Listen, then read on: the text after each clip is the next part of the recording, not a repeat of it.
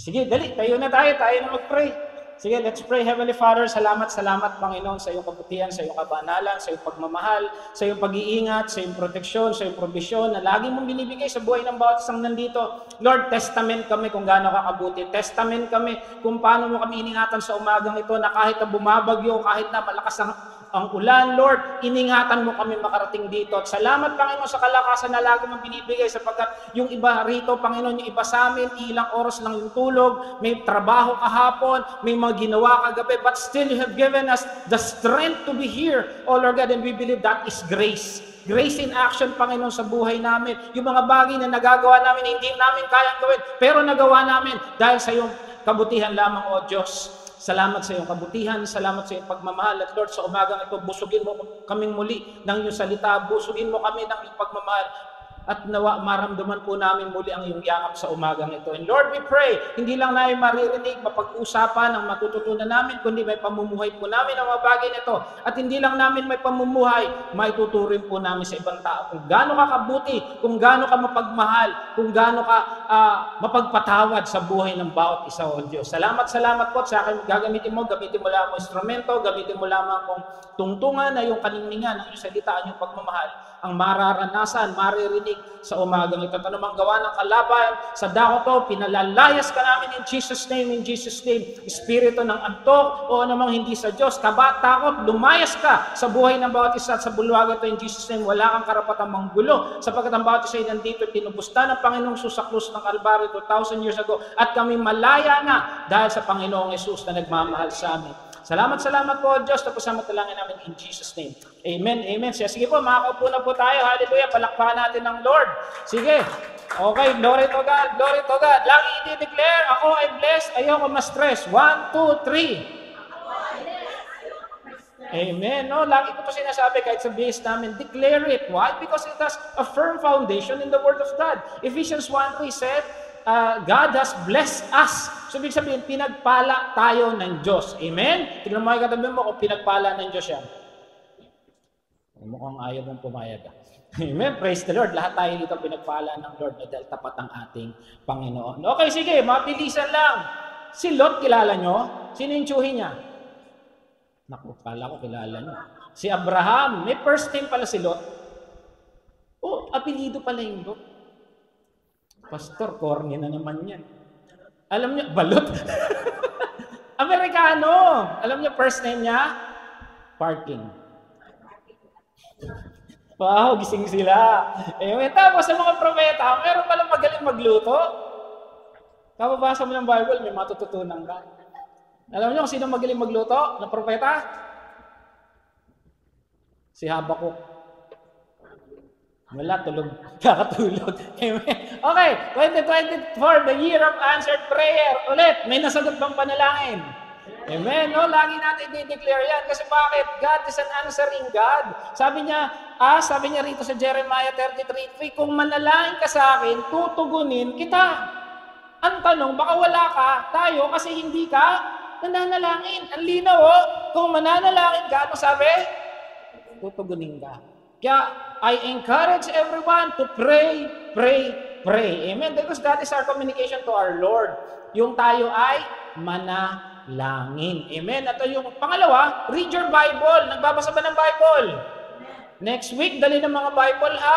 Wag hayaang lumutin yan sa loob ng mga library natin. Ang Biblia ay salita ng Diyos, yan ang love letter natin. Diyan tayo kukuha ng ating kalakasan at diyan natin malalaman kung gaano tayo kamahal ng ating Panginoon. Kami there was a time, kasi yung bagay, magkakasiedad yata tayo lahat dito ngayon, na inabutan niyo pa ba yung sulatan? Si Pastor, sa indamit sa akin. Yung love letter, nakareceive ba kayo ng mga love letter noon?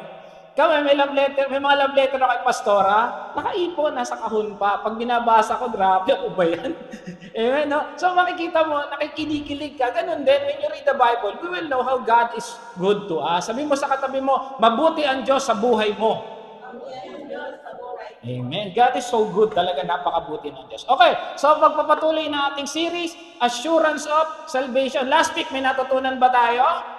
Oo, nalaman natin, no? Kasi dapat natin laging pinag-aaralan na tayo'y ligtas, walang burahan. Amen? Pastor, ano ba yung once saved, always saved? Ganun lang naman talaga yun. Pero yun ang totoo. Dahil nung niligtas tayo ng Lord, wala nang burahan yan. Okay. Para hindi kasi kayo ma-confuse. Pastor, paano na yan kung gagawa ako ng kasalanan? Ba't ka naman gagawa ng kasalanan? Amen? Wala naman siguro taong gusto magkasala. May gusto bang gusto magkasala? Wala. Amen? Walang gusto magkasala. Kung may nagawa ka, pinayaran na ng Panginoong Hesus yan. Okay, tanong. Para lang pabilis ang palaisipan. Kailan namatay si Jesus? 2,000. Okay, ang sinasabi kasi sa Biblia, binayaran ng Hesus lahat ng ating past, present, and future sin. Naniniwala ba kayo doon? Binayaran na niya lahat. Okay. Kasi, kailan siya nagbayad? Sabihin na natin naniniwala tayo sa time. Kasi ang Panginoon, walang time yan eh. He's above time. Okay, kailan niya binayaran? 2,000 years? Okay. Buhay ka na ba nun?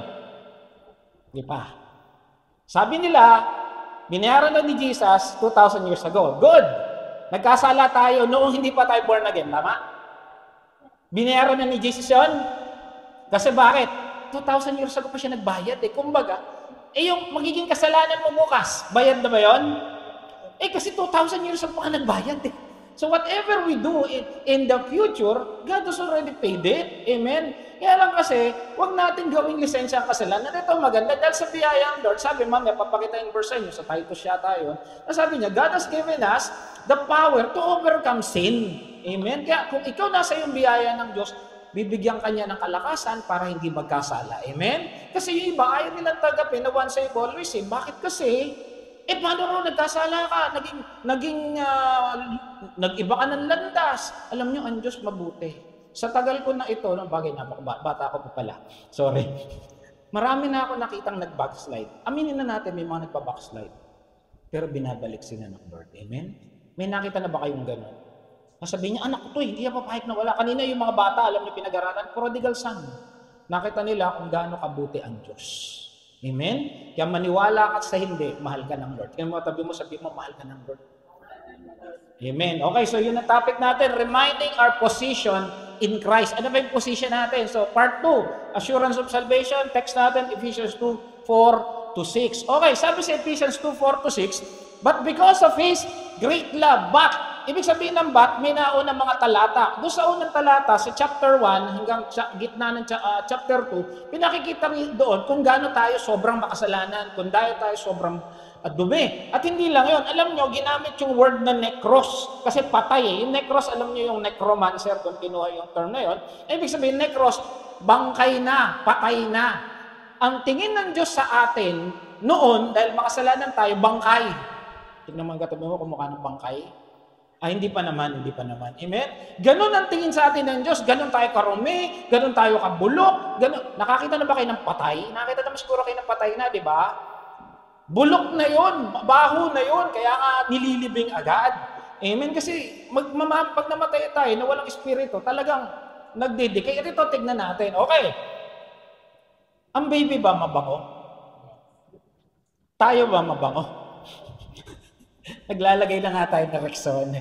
Yung kasi yung gravity ng katotohanan ng buhay, as you grow older, marami na nagbabagsakan. Diba? Bag, bumabagsak. Ito, bumabagsak. Gravity yan eh. Tatanda tayo. The world is decaying. Amen? Kaya talaga itong katawan na to, nasisira. At yun ang tingin sa atin ng Diyos. Kaya pagdating dito sa Ephesians 2:4, ang sabi niya, but because, dahil nga napakarumi, napakapatay na tayo, bulok, bangkay, pero dahil daw sa pagmamahal ng Diyos, who is rich in mercy, ang ginamit yan, polos, kung di ako nagkakamali sa Greek, ibig sabihin nun, mayaman. Mayaman sa awa ang Diyos, sobra-sobrang yaman. Ginawa niya tayong buhay sa pamamagitan ni Kristo. Yun yung pinag-aralan natin last week. Kaya lang naman tayo nagkaroon ng buhay na walang hanggan dahil kay Jesus. Somebody has to pay for our sin. Di ba? Siya ngayon nagbayad sa krus ng Kalbaryo. Even when we were dead, ibig sabihin, habang patay ka pa sa ating mga kasalanan, transgressions, it is by grace you have been saved. Ibig sabihin, patay ka pa, binayaran ka na ni Jesus. Amen. Ganun kabuti ang Panginoon. Sabi nga sa Revelation, kung di ako nagkakamali, ang sabi ron, Christ was slain before the foundation of the world. Pinatay si Kristo, hindi pa gawa ang sanlibutan. Mas matindi yun. Ibig sabihin, wala pa lahat, ginagawa pa lang ang langit at lupa, tayo binayaran na. Ganun tayo kamahal ng Diyos. And it is by grace you have been saved. Biyaya lang kasi patay ka pa eh. Paano ka gagawa? Ito mahirap. Ayaw tanggapin ng ibang tao na maliligtas lang sila just by accepting Jesus. Ang tao kasi minsan mayabang, hindi, gusto ko lumakad ng paluhod. Gusto ko magpapako sa krus. Gusto ko tumulong. Gusto ko magbigay. Bakit? Para pagdating sa langit, kasi kaya ako naligtas, lumakad ako ng paluhod mula Santa Maria hanggang Quiapo. Ganun ba yun? Hindi. Kasi nga patay ka pa eh. Liligtas ka na. And God, ito maganda. God raised up with Christ. God raised us. Kasama tayo. So, ito sa tingin ng Diyos, actually hindi ito sa tingin ng Diyos eh. Isipin nyo na lang, kung ang Diyos labas sa time, bakit itong buhay natin sa Kanya tapos na eh? Isipin nyo lang, tayo nandito pa, gumagalaw, kumikilos, merong kahapon, merong ngayon, at merong bukas. Pero sa pamantayan ng Diyos, isipin nyo lang, dahil siya'y makapangyarihan, tapos na lahat. Kasi raised eh.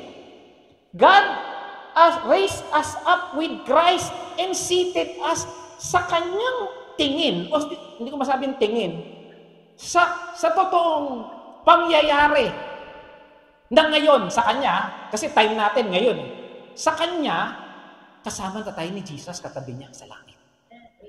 Kasi God raised us, tinaas na tayo, at inupo tayo katabi ni Kristo sa langit. Sa mata ng Diyos, tapos na to. Si Joby kumilala na. Si Ditas kumilala na. Hindi lang kumilala, itinaas na niya kasama tayo sa langit. Amen. Tapos na boxing. Hindi pa tayo lumalaban. Itong nangyayari ngayon at mangyayari mamaya, tapos na. Hindi lang yung mamaya, alam na niya lahat ang gagawin natin at gagawin sa hinaharap at alam na niya, lahat tayo na tumanggap kay Kristo, nakaupo na ngayon doon. Amen. Ganun katindi nung nagbabasa na ako, sabi ko, Lord, ang galing. Minsan lang kasi hindi natin maintindihan kasi hindi pa nire-reveal sa atin. Pero mga kapatid, the moment we ask the Holy Spirit, Lord, reveal us, ipapakita niya sa'yo. Amen? Bakit naging past tense? Kasi nga, baka tapos na to. Sa atin hindi pa. Maniwala kayo May napanood ako. Hindi ko lang na... Yung doon mga bituin na nakikita natin sa madaling araw, pag walang bagyo, maliwanag ang langit. Nakita niyo yung mga bituin. Nakita mo siguro kayo ng bituin, ano? Tanong, ito yung North Star, ito yung South Star. Ano yung nasa gitna? Hindi, between. Okay, panggising lang. Sabi nila, wala na raw yung ibang between na ron. Dahil sa tagal ng panahon na makarating dito yung ilaw o yung namatay na yung ilaw doon, kasi mapakalayo yan, light years. Patay na ron, wala nang between, pero nakita natin may between pa. Kasi nga yung light years, yung tagal ng tagal. Baka kay Lord, baka lang naman. Kasi ako may teksto sa Kanya, tapos na rin to. Amen? At nakikita na niya si Emmanuel ka talaga. Kasama mo na tayo doon. Amen? Ganun kabuti ang Diyos. Amen? Kaya basahin natin. Nakasiit na tayo, nandun na tayo ngayon. Tayo kaya dapat maging excited ka. Kaya yung mga naon ng mga Kristiyano, naintindihan to. Kaya nung lalapain na sila ng layon, kasi si Emperor Nero, pinasunog yung Rome. Tapos, tawag dito, ibinlame. Ano Tagalog ng blame? Sinisi. Mas pasensya na kayo. Naghahanda na ako mag-English na joke lang. Sunugin, sinisi sa mga Kristiyano. Ang ginawa nila, pinaparusa, nilagay sa Coliseum. Sa ginit nga, tapos nagpapunta ng mga leon. Alam niyo, sabi ng mga Kristiyano, imbis na magiyak ang magalit, sige, lapain mo na ako na makasama ko na si Kristo. Para matapos na. Kasi sabi ni Apostol Pablo, to be present with the body is to be absent with Christ. Ibig sabihin, pag nawala na tayo dito, kasama mo na si Jesus. Amen? Kaya nga, seated na tayo. Amen? Kaya huwag tayong matakot. Napakaganda nung kanina. Huwag tayong matakot. Totoo namang God is with us Kasi sa pamantayan ng Diyos, sa Kanyang totoong timeline, tapos na laban, nandun na tayo sa langit ngayon. Amen? Kaya ang katabi mo, baka iba na itsura niyan. Kami, marami na kaming buhok doon. Amen? Kasi heavenly bodies na tayo ron At yung itsura natin, yung prime natin, lalo kong gagawa po. Amen? Okay, glory to God. Sabi sa John 3:16, sabi dito, sapagkat gayon na lang ang pag-ibig ng Diyos sa katawan, kaya't ibinigay niya ang kanyang kaisa-isang anak, Kasi si John, nung sinusulat niya to, doon sa ano pa niya, di ba? Sa oras niya kasama si Jesus, nung kasama niya, si Apostol Pablo nahuli. Malay nyo, ni-reveal na sa kanya. Kaya sabi dito, tatanggap sa kanyang kaisa-isang anak, magkakaroon ng buhay na walang hanggan. At sinabi ni Pablo, meron na tayong buhay na walang hanggan, nandun na nga tayo sa langit Amen? So ito yung sabi na tayo ay may buhay na walang hanggan dahil sigurado tayo ligtas kasi kay God. It's not because of us, it's because of God. Tapos na boxing mga kaibigan. At sabi, pinakita yung pagmamahal. Paano? Inuulit na lang natin to ha. Nung namatay si Kristo sa krus ng Kalbaryo. Tinapos niya ang boxing nung namatay siya. At ang sabi nga sa Revelation, no? Bago pagawain ng mundo, binayaran na niya tayo. Amen? Ganun tayo kamahal. Sabi, sigurado tayo ligtas dahil sa pag-ibig ng Diyos kaya namatay si Kristo sa krus ng Kalbaryo. Kaya ulitin natin, ang biyaya natin, ang kaligtasan natin, hindi sa ating mabubuting gawa, dahil sa mabuting gawa ni Kristo sa krus ng Kalbaryo. Amen? So, wala tayong pwedeng ipagyabang. Sabi niya dito, no one can boast. At ito maganda. Sabi niya, for we are God's handiwork, created in Christ Jesus. Ano raw dapat ang ginagawa ng Kristiyano? To do good works. Yung ginagawa niyo ngayon, good works yan. Kasi bakit? Inuna niyo ang Diyos. Kanina, nung papunta ako rito, talagang grabe pinagdaanan namin. Ewan ko ba naman yung mga ibang motorista, alam niyang baha, ang bibilis pa. Alam niyo yun? Abot hanggang loob. Buti naka-jacket ako, naka-face mask ako. Buti nagsalamin ako, gumagano yung tubig. Walang na lang, may windshield yung salamin ko Basa ako kanina. Natuyo na nga lang. Ewan ko ba, alam naman lang baha, nagmamadali pa. Amen? Pero ang Kristiyano daw, dapat hindi ganun. We are created to do good works. Kaya yung nandito tayo, natutuwa ang Diyos. Actually, nakita na nga niya to, na si Flor magcha-church ngayon. Amen? Nakita niya si Daisy maglulutong spaghetti. Amen? Nakita niya si Salvation, nandito ngayon. Amen? Alam na niya to. Alam na niya to. Amen? Nangyari na to, tapos na. Sa atin hindi pa, sa Kanya, tapos na. And we are created to do good works. At pag ginagawa natin yan, natutuwa ang Diyos sa atin. Parang magulang lang. Sino ba rito magulang pag gumawa ng mabuti anak galit? Tayo ay ginawa ng Diyos para sa mabubuting gawa. Amen? 1 Corinthians 15:10. Ito sabi ni Pablo, yung kaligtasan na binigay ito sa kanya, walang epekto. Ibig sabihin, nung siya ay naligtas, may epekto. Ang tanong, nung tumilala ka ba kay Jesus, may epekto? Nagbago. Kaya ko lagi tinatanong to, kasi sayang. Kung tinanggap mo si Jesus, o sabihin na natin, tinanggap mo si Jesus, kasi hindi naman natin malalaman Pero ngayon, titignan natin Sa kanya daw, His grace to me was not without effect. Nung natanggap niya yung biyaya ng Lord, may epekto. Ano sabi niya? No! Mayroong epekto. I work harder than all of them. Sabi niya, mas lalo akong nagpunyagi, mas lalo akong nagsikap, mas lalo akong naghayag ng mabuting balita, mas lalo akong ginalingan. Pero sabi niya, yet, hindi ako yun. But the grace of God that was with me. Nakapag-church tayo, hindi dahil talagang pinilit natin gumising. Nakapag-church tayo, hindi dahil kailangan nahihiya tayo. Nakapag-church tayo kasi nandun yung epekto ng biyaya ng Diyos sa atin. Amen? It is the effect of grace. Nagagawa mo isang bagay kasi may kalakasang ibinigay sa iyo ang Diyos. Amen? Ay sabi mo, hindi, pinilit ko. Pastor, nag-alarm ako. No, it's the grace of God. The grace of God that is with you, that is in effect. Kaya ka naging mabait na asawa, naging mabuting asawa, kaya ka magaling mag-budget na asawa. Shout out sa mga nanay na magaling mag-budget, mahirap pala. Natututunan ko ngayon. Sabi ko, Lord, ang tindi ng binigay mo na wisdom mo sa mga nanay na mag-budget. At ang galing mo rin, pinuprovide mo yung kailangan namin. Kasi mahirap pala talaga mag-budget. Amen? Sabi ko, ang totoong ligtas, may epekto ng grace. Mga kapatid, may epekto ba ang grace sa atin? Amen. Kitang-kita natin epekto ng grace kasi kahit bumabagyo, nandito tayo ngayon. That is grace. Kaya sabi sa Mark 12, ang totoong ligtas, may epekto ang biyaya, nagmamahal. Kaya inutos pa nga ng Diyos para sigurado lang, yung epekto ng grace na yan, dahil may grace ka, mahalin natin siya. At mahalin natin yung kapwa natin. Amen. Inutos na nga Kahit may epekto na ng grace na mahalin natin. Kasi ganito yan Sino ba raw, may talata sa Bible na sabi, kung sino raw yung malaking kasalanan na pinatawad ng Diyos, talagang nagmamahal sa Diyos. Amen? Ang katotohanan, lahat naman tayo malaki kasalanan nagawa. And yun nag-i-epekto yung grace sa atin. Kaya kung ikaw biyayaan ka ng biyaya ng Diyos, sigurado mamahalin mo siya. O halimbawa, si Mayor dumating. Lahat kayo bibigyan ko ng tig sa 10 milyon. Halimbawa lang. Ano pangalan ng Mayor niyo? Omeng. Ayan, si Mayor Omeng pumunta. O lahat na nasa Sikaya na ngayon dahil nag-church kayo, may tigi sa 10 milyon kayo. Sigurado lahat ng botohan, lagi mo ipoboto yan. Kasi tumatanaw ka ng utang na loob. Ano pa yung ginawa ni Jesus sa atin? Ano dapat natin tanawin to? Amen? Sa buhay natin, ilang beses tayo nagsinungaling? Hindi na mapigla. Ilang beses tayo nagalit at nagmura? Maaring noon, mga ngayon, hindi na. Pero noon, ilang beses na nating niloko yung kapwa natin.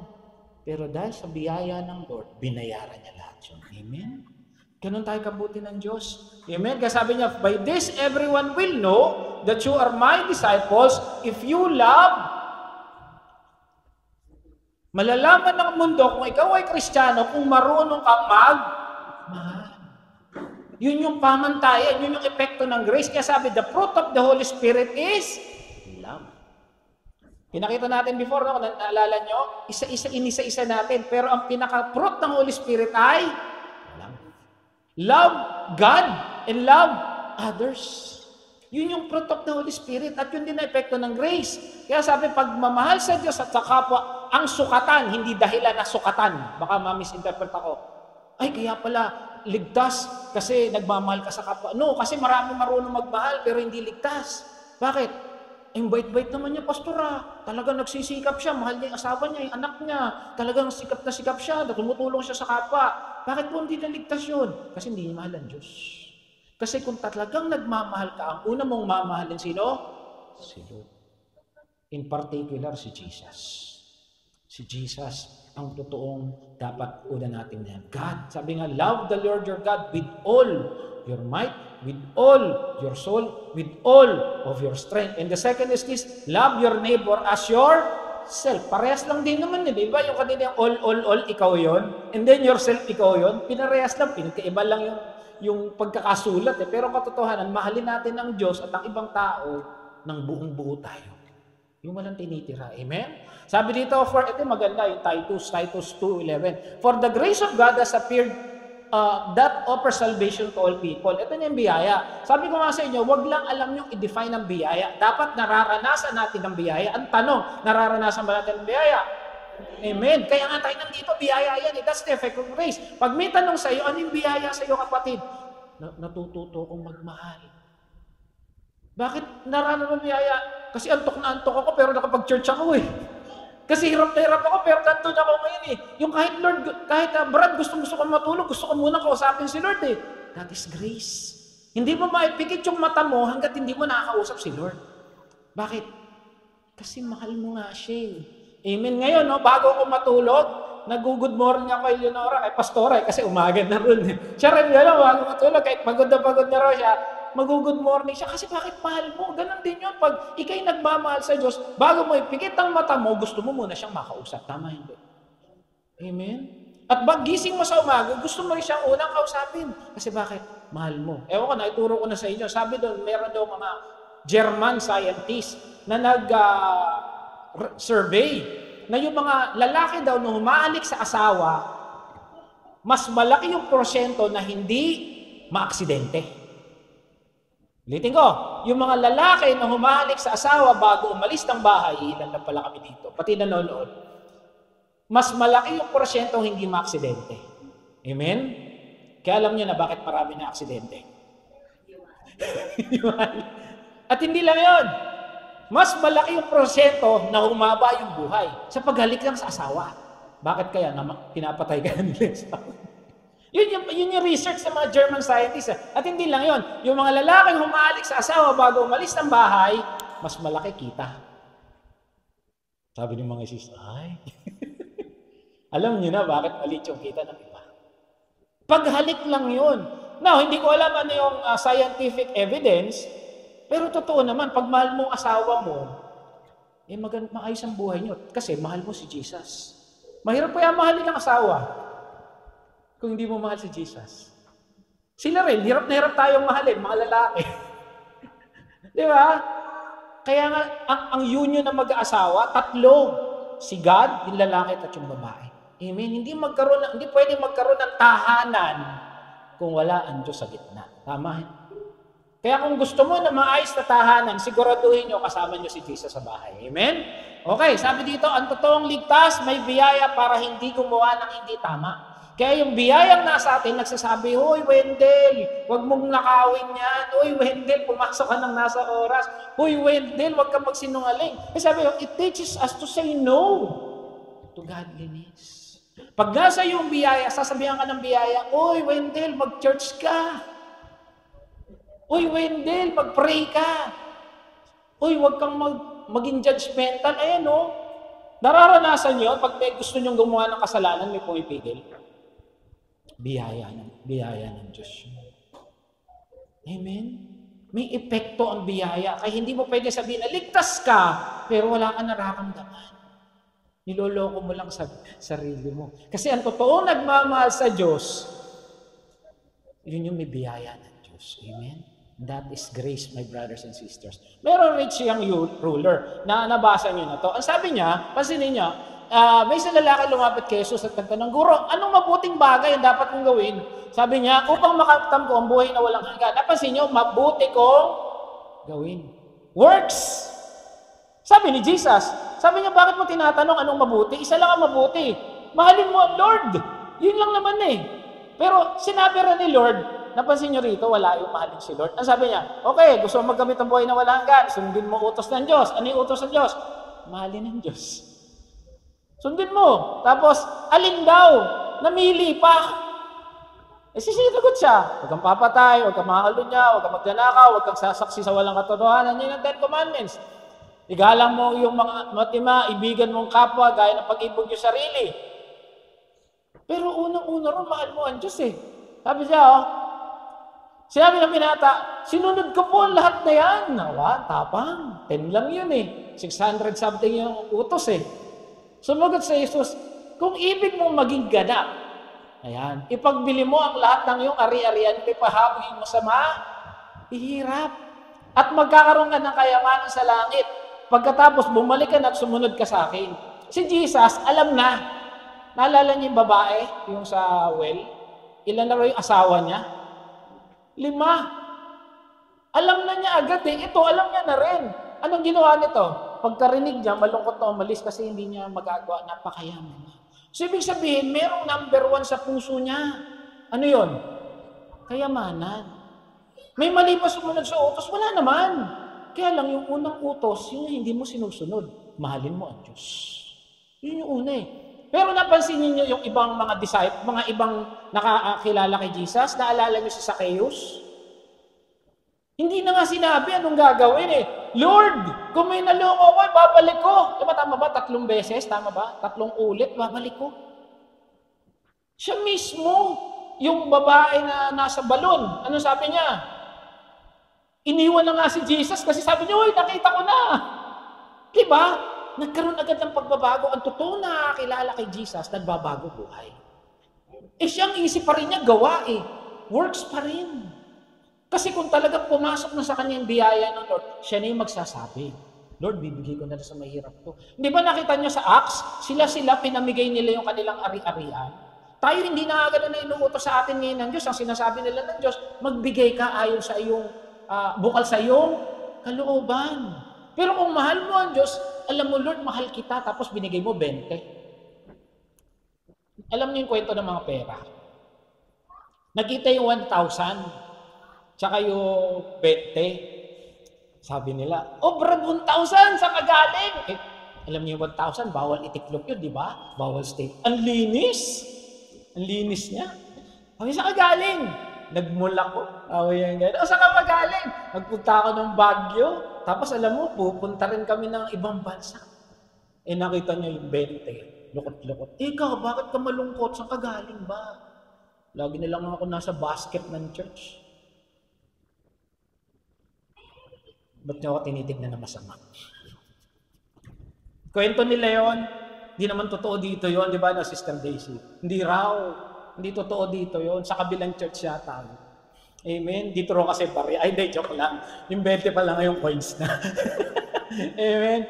Ano, sabi kasi, busy ka sa kingdom, pero hindi ka busy sa king. Tama ba minsan yan? Aaten ako ng church, maglilingkod ako, kakanta ako, sasayaw ako, pero may oras ka ba kay Lord? Do you pray? Do you read the Bible? Amen? Kasi yung bata kanina, ang gusto niyang halapin yung kaharian ng Diyos, pero nakaharap na niya yung hari at hindi pa niya makita eh. Sometimes, akala natin yung paglilingkod ang daan, no? Loving God is the key. Amen? It's not being here. It's not waking up in the morning on a Sunday. It's not yung tumutulong. Hindi yun eh. Gagawin mo lahat yun kung mahal mo talaga si God. Kasi ikaw mahal na mahal ka ni God. Amen? Sabi mo mahal ka ni God. Amen? Kaya sabi dito, anything that takes the number one position in your heart is an idol. Pag may ibang nakaluklok sa puso mo na hindi ang Lord, may idol ka na. Halimbawa, sinabi na, wag na tayo mag-church, boring yung pastor doon, manood na lang tayo ng Korean novela. Pa, okay daddy, wag na lang tayo mag-church, masarap matulog eh. Siya sinunod mo. Sabi sa'yo ng Holy Spirit, tara, mag-church ka. Pero alam nyo, kanina nung nasa ako, yun nga, nababasa kami ng sabi ko, bakit naman ganito, ang hirap, mag-church ka lang. Alam mo, sabi sa akin ng Lord, ikaw ba anak, pag bumabagyo, papasok ka pa rin. Sa trabaho. Opo. Ba't ngayon bumabagyo? Parang ayaw mo nang pumasok. Tama. Ang anak natin, papapasukin natin minsan kahit bumabagyo. Pero ang church, pag bumabagyo na, Pastor, sarap matulog eh. Amen? Pero hindi tayo ngayon, nandito tayo ngayon. Amen? Palakpakan niya si Lord. Amen? Kasi bakit? Mahal natin ang Lord at mahal tayo ng Diyos. Sabi sa Galatians 2:22, kaya hindi na ako nabubuhay ngayon, kundi si Kristo na ang nabubuhay sa akin. Yun ang sabi ni Pablo, si Jesus. At ang sabi ni Juan Bautista, He must increase, I must decrease. Yun yung mga tao nagmamahal kay Lord. Kasi bakit? Naranasan nila yung pagmamahal ng Lord sa Kanya. Wala na ako, si Jesus na. Nakakapag-preach ako, nakakapag-devotion ako, nakakapag-praise and worship ako, nakakapag-pray ako. It's not by might, it's not by power, it is by the Spirit of the living God. It's by the Spirit of the Lord. Amen? Kaya ako naniniwala, balang araw, lahat nandito, worker eh. Bakit? Kasi nandito yung biyaya ng Diyos. Nandito yung kapangyarihan ng Diyos. Amen? Hindi ako naniniwala ako, bukas pa kalwa, daming pastor dito eh, nagagamitin din sa ibang lugar eh. Bakit? Kasi nasa atin yung Espiritu ng Diyos. Amen? Alam niyo, nanonood ako ng mga ibang preacher. Natututo rin ako. Meron siyang preacher, no? Alala niyo siya, si Stephen Prado. Sabi niya, nung nagsisimula raw siya sa ministry, para ako kinausap ng Lord, sabi niya, yun daw church na pinapastoran niya, ilan lang sila. Ilang taon daw siya nag-preach kasi sabi ng Lord, hindi parang sabi niya, hindi mo trabahong bilangin yung membro mo kasi membro ko yan. Ang trabaho mo, mag-preach. Kaya preach daw siya ng preach. Alam niyo, ngayon ang laki na ng church nila. Amen? Kasi bakit? Tinitignan ng Lord yung puso natin. Kasi parang lang yan eh. Halimbawa, bibigyan tayo ngayon ng 10 million kung masisira naman tayo. Hinahanda niya rin yung puso natin sa mas malaking biyaya. Kasi hindi ka pwedeng hindi ka masira ng hirap, pero kaya kang sirain ng kayamanan. Tama? Napagkakasya mo yung 10,000 a month. Tama? Yung 1 million, bigyan ka ngayon. Anong mangyayari sa'yo? Baka lagi kang laman ng Lord. Makapamili nga. Tapos mag-donate na lang ako ng mga silya sa church. Hindi ako mag-church 3 linggo. Pero magpapadala ako rin ng aircon. Maintindihan lang ako ni Lord. Sometimes hindi tayo nasisira ng hirap, pero kaya tayo sira ng kayamanan. Kaya ginagawa ng Lord, piniprepare yung puso natin na tumanggap ng mas malaking biyaya. Amen? Ganon din sa church, ganon din sa paglilingkod. Hinahanda niya tayo na yung puso natin nasa Kanya. Para nagpe-pray lang yan, hindi yung nakaluhod ka. Dapat ang nakaluhod yung puso mo sa Panginoon. Amen? Iniluluhod niya muna tayo para mas kaya nating tumayo pag marami na tayong membro. Amen? Ganon ang biyaya ng Diyos. Amen? Kaya sabi ko, ang tanong, sino number 1 sa puso mo? Nawala eh. Dapat meron yan. Nawala. Okay? How do I really save? Tingnan natin, isa-isa, mabilisan. Unang-una, dapat may liberty. Ano ba yung liberty? Wow, ang galing. Kala ko gatas. Inabot niyo ba yun? Parang ako lang nakakaabot. Di ba gatas dati? Liberty yung gatas. Amen. Ang taong ligtas, malaya. Ang tanong, malaya ba tayo? Malaya tayo sa tawag ng kamunduhan. Malaya ba tayo sa idolatry? Malaya ba tayo sa tawag ng iba? Amen. Sabi nito, anything that holds you back is an idol. Pag sinasabi nila, huwag mo unahin ng Diyos, idolo na yan. Mas mataas na yung pangarap mo kaysa sa gusto ng Lord na mangyari sa buhay mo. Idol yan. Kasi sabi sa Matthew 19:29, everyone who has left houses or brothers or sisters or father or mother or wife or children or fields. Sabi rito, kung iniwan mo yung pamilya mo, kasi minsan may pamilya, pipigilan ka para maging Kristiyano, tama? Kaya mapalad tayo dahil yung mga pamilya natin, suportado tayo eh. Pero minsan, meron pa rin sa pamilya na pinipigilan ka. Hindi lang dinadabing direct, nanay, wag kang mag-church. Nay, sa umaga naman, magluto ka ng masarap. Minsan, pinipigilan tayo nun. Pero sabi ng Panginoon, kung sino rin ang iwan sa pamilya niya, hindi ko sinabi iwan ang pamilya niyo, ha? Pero sabi niya, kung iiwanan mo sila para sa akin, you will receive 100 times as much as will inherit everlasting life. May bonus ang mga inuuna talaga ang Diyos. Amen. Kaya kung ikaw kapatid, ang puso mo nakasentro sa Diyos, nakafocus kay Lord, may bonus ka pa. Kasi dito, receive 100 times as much and pag di ba mayroon pang eternal life. So, given ang eternal life, may bonus ka pang 100 times. Hindi ko alam, 100 times na yan. Hindi ko pa napag-aaralan at hindi pa nire-reveal sa akin. Pero totoo, may bonus tayo. Amen? Kasi kung iniwan mo sila, hindi iiwan sila per se, ha? Baka maging literal kayo. Baka mga nonon sabi si Pastor, iwan daw pamilya. Ay, ibig sabihin, inuunan mo ang Diyos sa pamilya. Amen? Ibig sabihin, wag naman yung pupunta kayo dito, hindi nyo hinugasan ng pinggan. Nasaan ang nanay mo? Nag-church, yung mga anak mo gusgusin. Hindi ganon. Ang ibig lang sabihin, sa puso natin, ang sentro ng buhay natin, si Lord. Amen? Tanong mo katabi mo, sentro ba ng puso mo si Lord? Amen? Praise the Lord. Kaya sabi rito, anyone who get rich, fall into temptation. Yung gusto rin maging mayaman, kadalasan, natutokso. Ano sabi rito? Plunge into ruin and destruction. Iba, hindi nag-church kasi gusto nila yumaman. And sabi nito, for the love of money, hindi pera masama, yung pag-ibig sa pera. Pero ang gusto ng Diyos sa atin, pag-ibig sa Diyos at sa kapwa. Ngayon, kung pag-ibig mo talaga pera, ay talaga matidisgrasya ka. O kaya, sabi ng Lord, if the Son sets you free, you are free indeed. Malaya ka na. Hindi ka kayang pahintuin ng pamilya, hindi ka kayang pahintuin ng consequences, hindi ka pwedeng pahintuin ng sakit, hindi ka pwedeng pahintuin ng kayamanan. Kasi bakit? Pinalaya ka na ng Diyos. Malaya ka na sa kahit anong pwedeng pumigil sa'yo para mag-church. Yung bagyo nga, di ka napigil eh. Amen? Bakit? May biyaya tayo ng Diyos. May pagmamahal tayo ng Diyos. Amen? Kaya sabi ito, ang tanong, malaya ka ba? Mahal mo ba talaga si Lord? Inuunan mo ba talaga si Lord? Amen? Kayo na lang ang sumagot. Huwag niyo na ako sagutin. Pangalawang obedience. Sumusunod ba talaga tayo kay Lord? Sabi, ang taong ligtas, nagluluto ng spaghetti.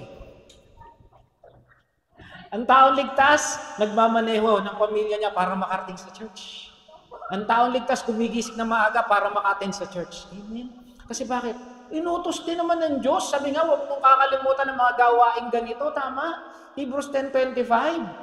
Kaya sabi, hindi ka ligtas dahil sumusunod ka. Ulitin ko lang ha, papaulit-ulitin ko para hindi tayo magkaroon ng misconception. Naligtas tayo, kaya tayo sumusunod. Maliwanag? Pati sa mga nanonood, hindi ka naligtas dahil sumunod ka. Ligtas ka, kaya ka sumusunod. Magkaiba yun. James 1:22, do not merely listen to the word and deceive yourself. Do what it says. Nabasa mo. Huwag kakalimutan ng gawain ito. Ay, ang ganda pag daw absent sa church. Pero puro ka absent. Hebrews 10, may version. Gawin mo. Ay, sabi sa Bible, provide daw ni Lord yung pangailangan ko, pero lagi kang takot. Hawakan mo. May nagutom na ba rito? Pandemya, 3 taon. May naghirap ba? Buhay pa nga tayo eh. Bakit? Tapat ang Diyos. Amen? Sabi ito, if you love me, sabi ni Jesus, wala, napansin niyo yung love? Kasi yung love niya nasa atin. Tinatanong naman niya yung pagmamahal natin sa Kanya. Kung mahal niyo ako, susunod kayo. Naalala ko nung nakatira kami sa Tondo. May sinanay, yung biyenan ko, may TV yan sa sala. Nandun lang yung TV na. Ako, paborito kong panoorin sa pag-uwi, basketball. Kaya lang, mahal ko yung asawa ko at yung biyenan ko, alam na pinapanood ko pag-uwi, mula sa puso.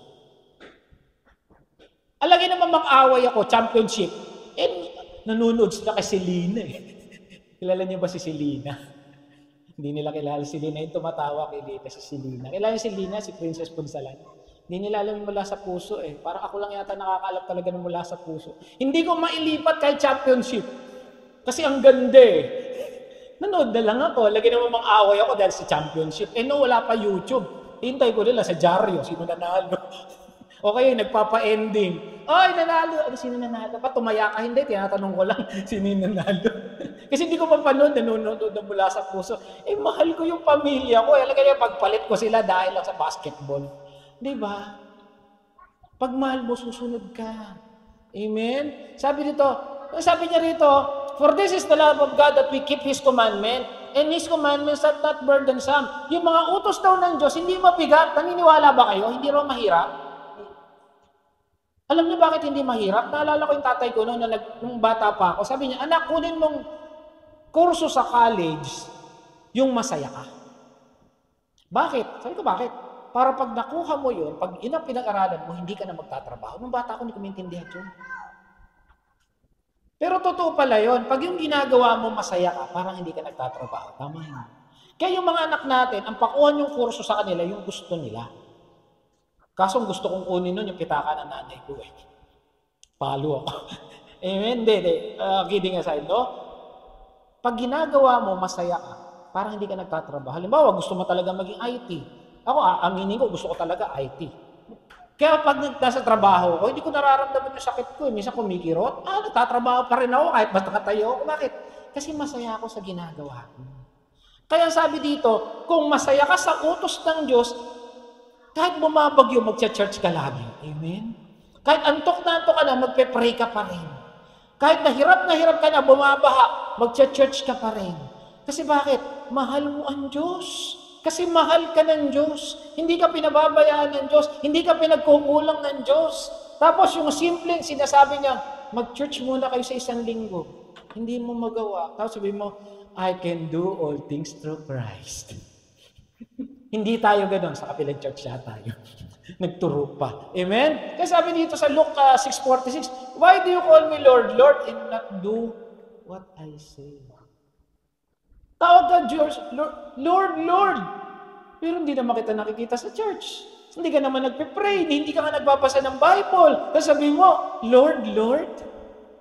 Ang totoong tumatawag kay Lord, yung may relasyon. Yun yung kilala niya. Napansin niyo yung rich man and Lazarus? Nung namatay si Lazarus, kilala siya. Pero nung namatay yung rich man, ano sabi? Yung mayaman lang, hindi nga pinangalanan. Kasi sa Book of Life, pagdating na sa dulo, ang nakandun yung mga pangalan ng may Kristo. Amen? Tapos yung mga wala doon, ito yung nag-church doon sa church na pogi ang pastor, pero natutulog lang. Ito yung yung tumulong, pero hindi naman talaga tumanggap kay Jesus. Ganun lang tayo, hindi tayo kilala. Pero praise the Lord, yung pangalan mo nakasulat sa heaven. Amen? Bakit? May Jesus ka.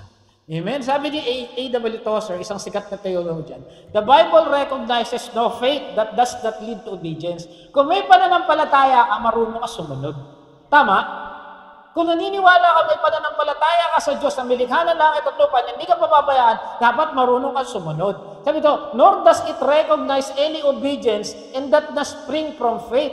The two are at the opposite side of the coin. Kung naniniwala ka, hindi ka sumusunod, pero sabihin mo may faith ka, parang contradiction daw yun. Amen?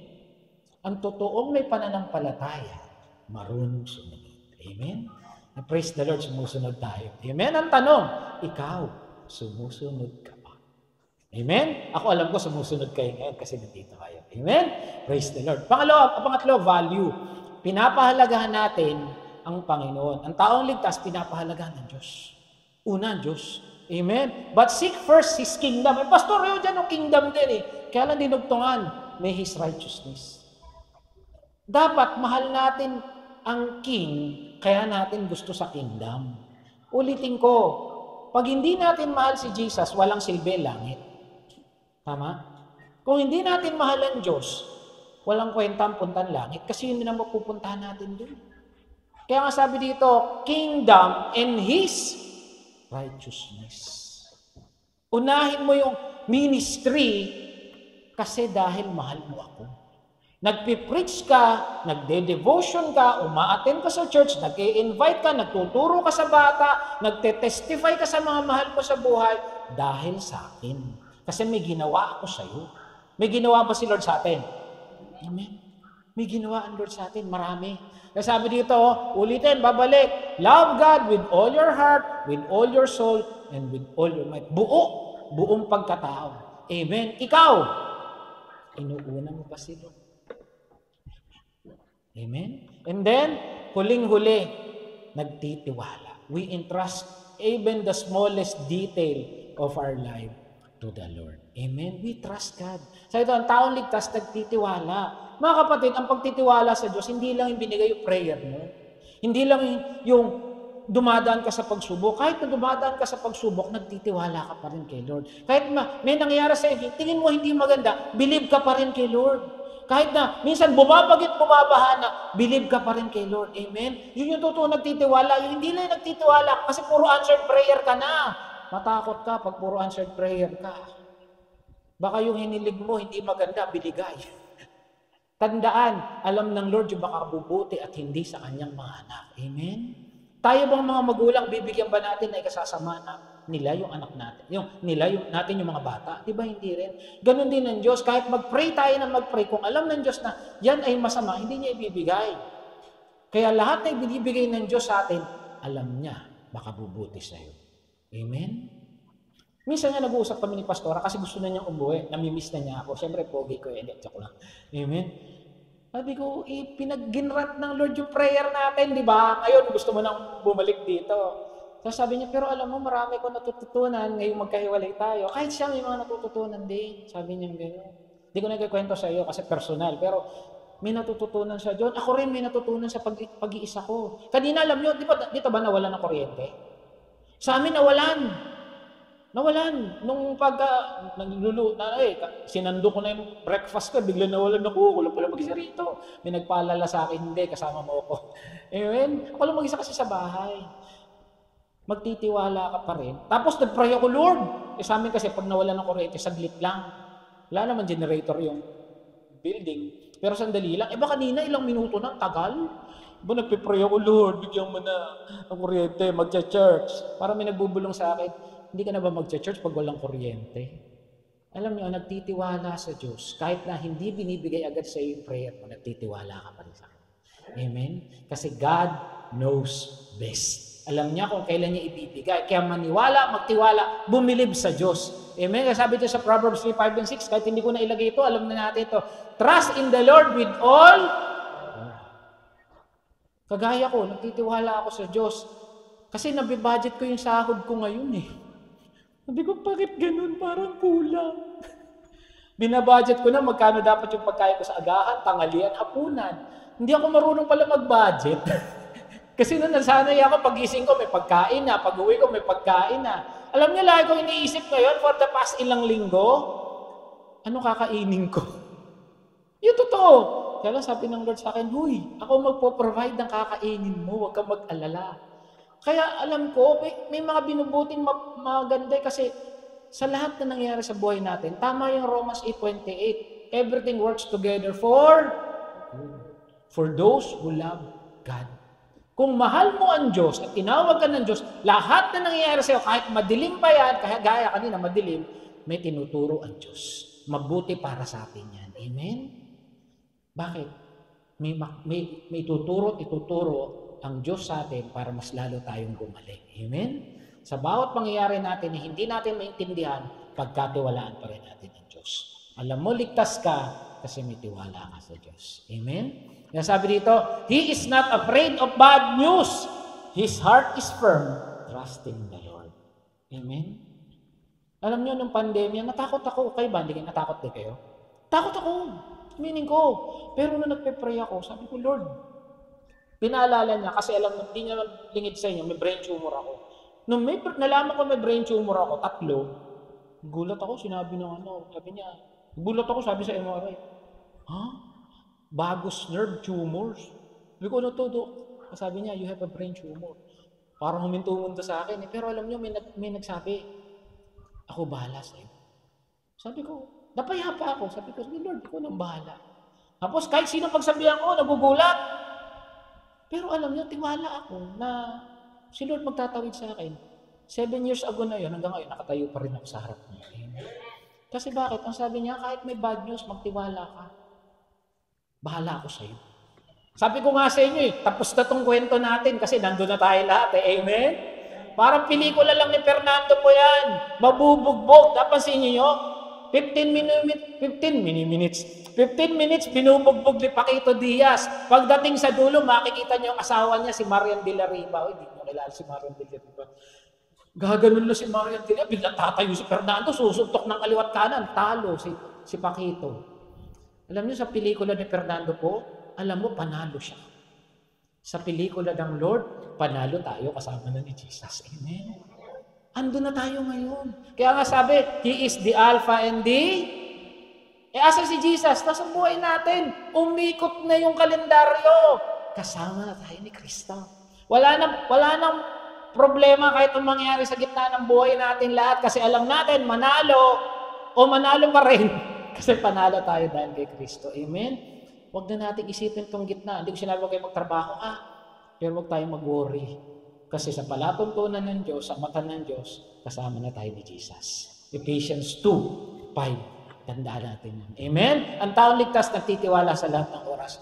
Trust Him in all times. Sabi uli ni A.W. Tozer, the reason why many are still troubled, still seeking, still making little forward progress, because they have not yet come to the end of themselves. Kaya daw yung iba, hindi umuusad kasi hindi pa sila patay sa sarili nila. We are still giving some of the orders. Tayo pa rin na nasusunod sa buhay natin. And we are still interfering with God's working with us. Kaya daw yung iba, hindi maranasan yung biyaya ng Diyos kasi tayo pa rin na nasusunod. Pero the moment na hindi na ikaw ang nasusunod sa buhay mo, mararamdaman mo yung biyaya ng Diyos sa buhay mo. Amen? Kaya nga sabi minsan, nakakapit tayo Let go and let God. Kung talagang kay Kristo ka na, bitawan mo na, hayaan mo na siya. Kung mga kapatid, kung may problema tayo pinagdadaanan ngayon, bitawan mo na kayo. Mas maganda yung palatuntunan ng Lord sa buhay natin kasi sa plano natin sa buhay natin. Amen? Ang tanong, ikaw, nagtitiwala ka ba sa Diyos? Amen. Okay, paano malalaman kung ligtas ka na? Naligtas tayo dahil kay God Pero ano ba yung epekto? Yun yung pinakita natin. Unang-una, may liberty tayo, may kalayaan na tayo. Hindi na tayo kayang pigilan na kahit anuman. Kahit Korean novela pa yan. Kahit 2 oras lang ang tulog, hindi ka pa pipigilan magpuri sa Diyos. Amen? Kahit malayo pa bahay mo, mag-church ka, bakit? Mahal mo si Lord. Amen? May kalayaan ka na, hindi ka na kayang pigilan ng kahit anumang sirkumstansya. Kasi alam naman ng Lord, kung hindi mo talaga kaya, siya pa nga magsasabi, anak, huwag ka na mag-church, lubog yung church. Lagi naman mag-church ka pa, lubog na rito. Pero kanina, nagpe-prepare na ako, magpipreach ako, walang kuryente. Tanyo, isip ko, walang kuryente, dito may kuryente. Amen? Basta sabi ng Lord, kung walang tao, mag-preach ka pa rin. Sabi ko, paano yun? Sino makikinig? Mag-online ka, may data ka. Amen? Tapos ayaw gumana ng Facebook Live.